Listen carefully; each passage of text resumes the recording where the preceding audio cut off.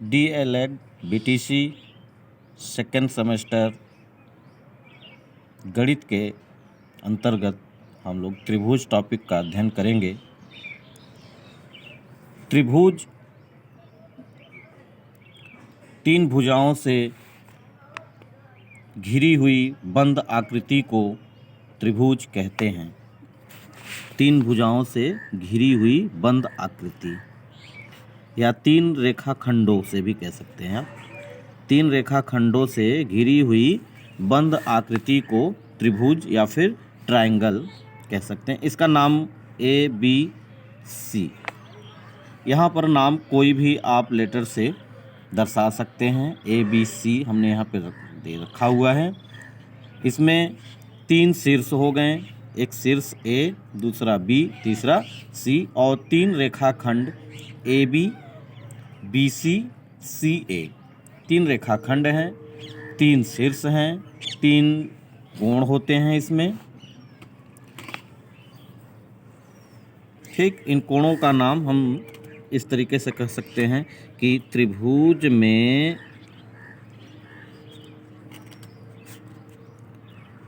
तीन कोण हमारा कौन कौन सा कोण? कोण A, कोण B, कोण C। इस शॉर्ट में लिखा गया है। आप पूरा बोलना चाहते हैं तो कोण A को अगर बोलना है तो कोण BAC बोलेंगे, ऐसे कोण BAC। इसका शॉर्ट हमने कोण A लिखा। इसी तरीके से अगर हमको B को बोलना है तो क्या बोलेंगे? कोण ABC। ये कोण ABC। अगर तीसरा हमको C वाला बोलना है तो इसको बोलेंगे कोण ACB या फिर कोण BCA भी बोल सकते हैं, कोण BCA। तो जो बीच में आया है इसका शॉर्टकट यहाँ पे रखा गया है, शॉर्ट कोण A, कोण B, कोण C। और त्रिभुज में तीन भुजाएं हमारी इसमें कौन कौन सी हैं? तीन भुजाएं हैं हमारी AB, BC, A से B, B से C और तीसरा C से A, CA। इस प्रकार तीन भुजाएं हो गईं। अब इसमें त्रिभुज का परिमाप,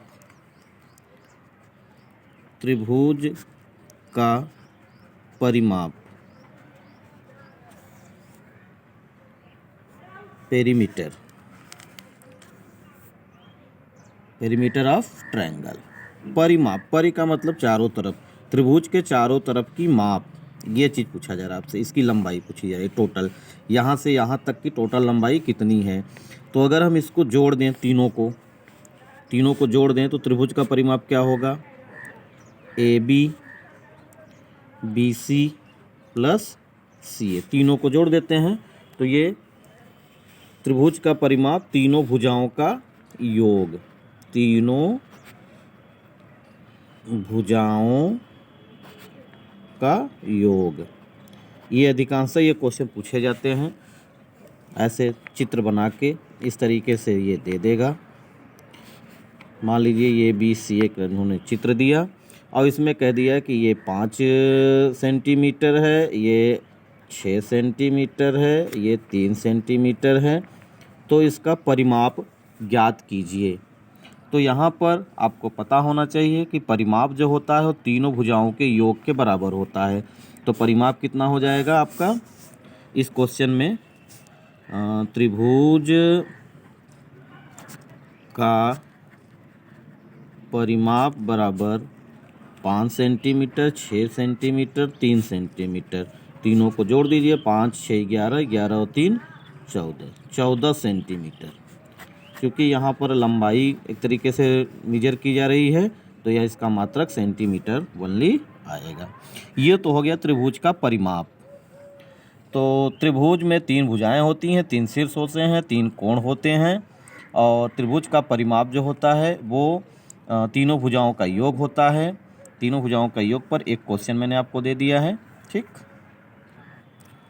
आइए दूसरा पॉइंट हम लोग त्रिभुज के अंतर्गत ही लेते हैं, त्रिभुज का क्षेत्रफल। तो त्रिभुज का जो क्षेत्रफल होता है वो अगर हमारे पास कोई भी त्रिभुज हो, क्षेत्रफल की जब बात की जाती है तो मान लीजिए ए बी सी हमारे पास कोई त्रिभुज है, तो यहाँ से इस पर परपेंडिकुलर ड्रा किया जाता है, लंब ड्रा किया जाता है ऐसे 90 डिग्री पर। तो इसको मान लीजिए डी है या एम है, कुछ भी कह सकते हैं, यहाँ पर डी हम लोग कह लेते हैं।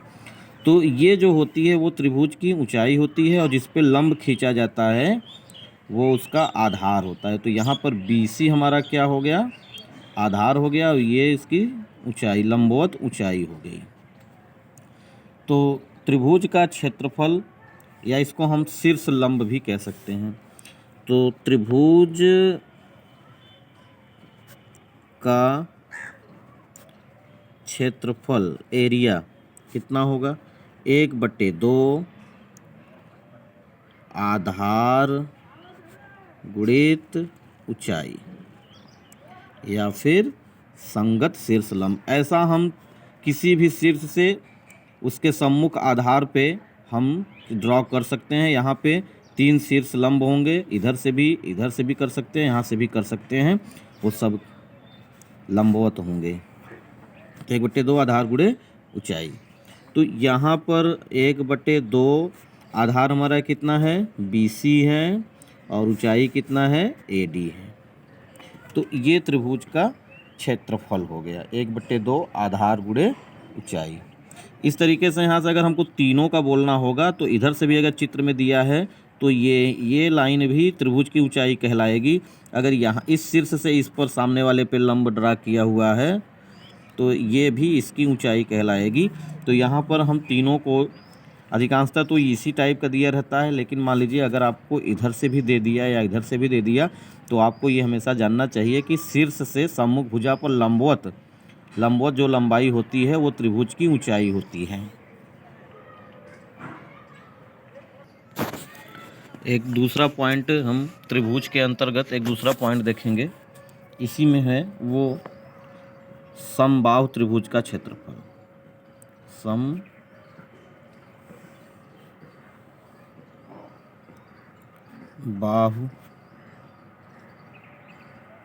त्रिभुज का क्षेत्रफल। तो ये जो होता है वो कड़ी में 3/4 इंटू भुजा स्क्वायर। समबाहु त्रिभुज का क्षेत्रफल कड़ी में 3/4 भुजा स्क्वायर। एक ये हो गया, और एक जो है मान लीजिए एक इसको दे देते हैं, एक दूसरा, एक तीसरा आपका होता है विषमबाहु त्रिभुज का क्षेत्रफल। विषमबाहु त्रिभुज का क्षेत्रफल। विषमबाहु का मतलब कि जो भी त्रिभुज रहेंगे उनकी सभी भुजाएं क्या होंगी, असमान होंगी। तो उसका जो क्षेत्रफल होता है उसको हम हीरोज फार्मूला भी कहते हैं।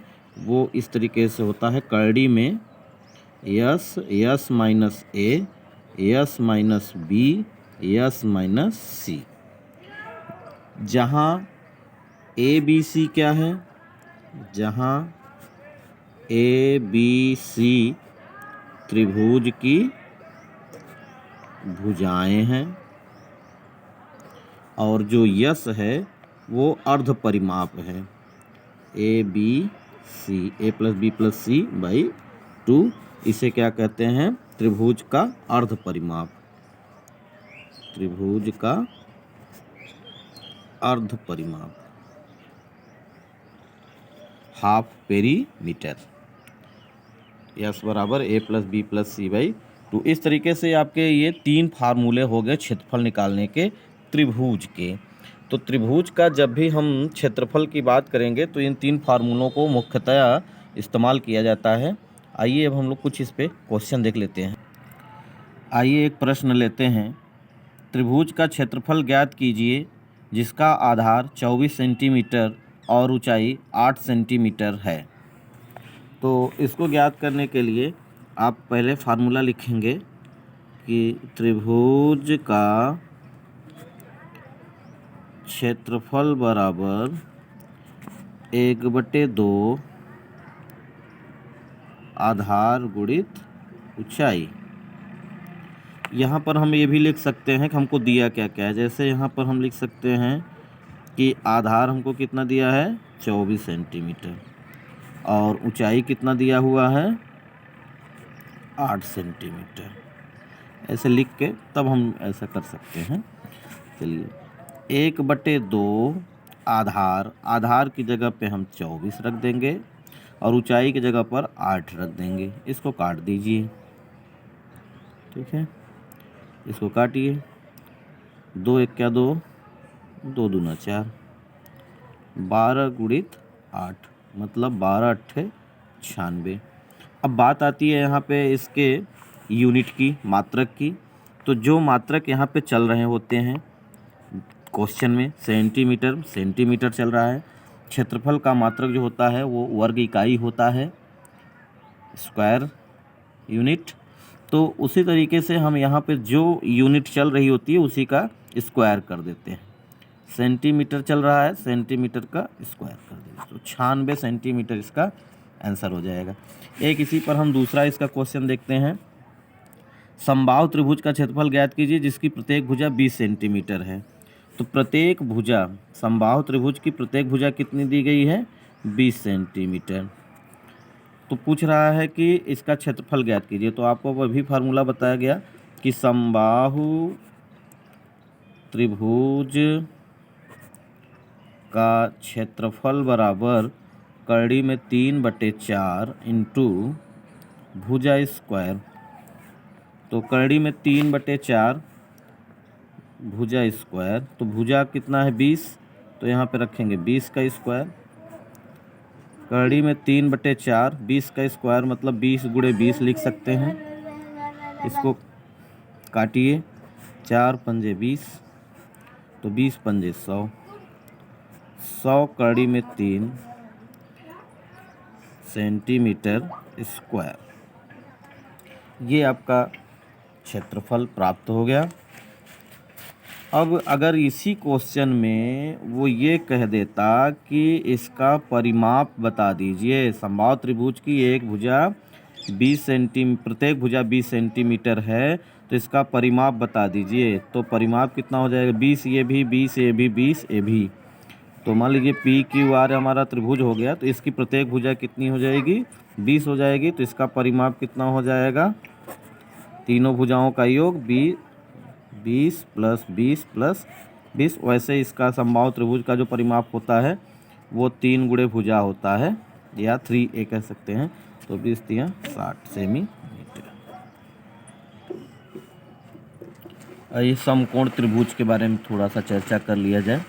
समकोण त्रिभुज एक ऐसा त्रिभुज होता है जिसका एक कोण 90 अंश का हो, जिसका एक कोण 90 अंश का हो। ऐसे त्रिभुज को हम समकोण त्रिभुज कहते हैं। अब इसमें 90 अंश के सामने की भुजा को कर्ण कहते हैं, 90 अंश के सामने की भुजा को कर्ण कहते हैं। और यहाँ पर अगर हम जो भी कोई कोण मानते हैं, जो भी कोई कोण अगर हम दूसरा कोण मान लें, अब हमको पता नहीं कितना होगा यहाँ पे, लेकिन अगर हम मान लिया जाए तो थीटा अगर हम मान लेते हैं तो कोण के सामने की, जो कोण मानते हैं उस कोण के सामने की भुजा क्या हो जाएगी, लंब हो जाएगी। और तीसरी भुजा जो इस लंब के सामने आएगा वो आधार हो जाएगा। अगर आप कोण यहाँ मान लेते हैं तो इसके सामने की भुजा तब ये लंब हो जाएगी और ये आधार हो जाएगा। ये ध्यान रखिए, ध्यान रखने वाली पॉइंट है कि अगर आप एक इस तरीके से देख लीजिए, ये तो मान लीजिए कर्ण हो जाएगा। अगर आप यहाँ कोण मान लेते हैं तो ये वाली भुजा लंब हो जाएगी और ये तब उस समय आधार हो जाएगा। ये डिपेंड करता है दिए गए कोण के मान पर कि कौन सा कोण दे रहा है।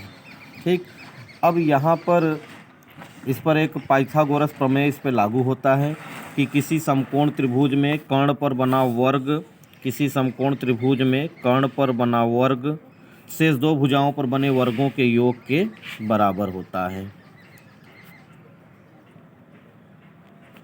समकोण त्रिभुज में, समकोण त्रिभुज ABC अगर हम यहाँ पे नाम दिए हैं तो त्रिभुज ABC लेंगे। इसमें कर्ण, पाइथागोरस जो प्रमेय होता है, पाइथागोरस प्रमेय बहुत इंपॉर्टेंट प्रमेय है। इस पे बहुत सारे क्वेश्चन कभी कभी ऐसे आ जाते हैं कि इसको लगाना पड़ता है। यही प्रमेय है आपका, कि कर्ण पर बना वर्ग शेष दो भुजाओं पर बने वर्गों के योग के बराबर होता है। अब यहाँ पर बात आती है कि समकोण त्रिभुज का क्षेत्रफल कितना होता है। समकोण त्रिभुज का क्षेत्रफल, तो समकोण त्रिभुज का क्षेत्रफल जो होता है वो 1/2 आधार इंटू लंब, आधार इंटू लंब, वही फार्मूला है, बस केवल आधार इंटू ऊंचाई था। यहाँ पे क्या हो गया, ये ऊंचाई लंब में बदल गई है, तो इसलिए यहाँ पर हम लोग इसकी लंबवत ऊंचाई रखते हैं। ये तो हो गया इसका क्षेत्रफल। अगर एक क्वेश्चन इस पे देखा जाए कि एक समकोण त्रिभुज है जिसका आधार 50 मीटर है, जिसका आधार, मैं शॉर्ट में क्वेश्चन लिख रहा हूँ, एक समकोण त्रिभुज है जिसका आधार मान लीजिए हम लोग ले लेते हैं 40 मीटर और जिसकी ऊंचाई या लंब ले लेते हैं 30 मीटर, तो समकोण त्रिभुज का क्षेत्रफल ज्ञात कीजिए। ये नॉर्मल क्वेश्चन मैं ले रहा हूँ, लेकिन इस तरीके से क्वेश्चन आ गया तो ठीक है, नहीं तो इसमें घुमा के देता है 1/2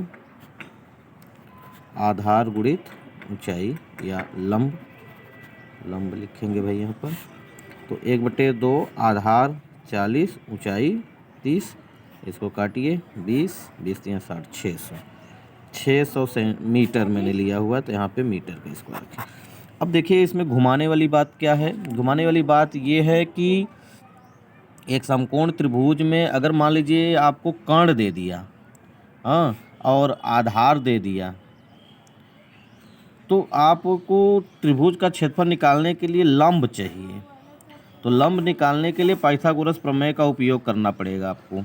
तो कर्ण का मान कर्ण की जगह पर रखेंगे, आधार का मान आधार की जगह पर रखेंगे, और लंब आपको निकालना रहेगा, तो वो ऐसे चलता रहेगा। अब ये दोनों का वर्ग करके पक्षांतर कर लेंगे, तो लंब का जो मान आएगा तब निकाल करके यहाँ ला करके आप रखेंगे लंब की जगह पे, तब वो क्वेश्चन में सॉल्व होगा। ठीक इस प्रकार से इसके बहुत से क्वेश्चन आपको अपने कॉपी में नोट करना है और सॉल्व करना है। अगर किसी क्वेश्चन में आपको प्रॉब्लम हो रही है तो आप हमसे कमेंट के माध्यम से या जिस माध्यम से आप समझें उससे बात कर सकते हैं। धन्यवाद।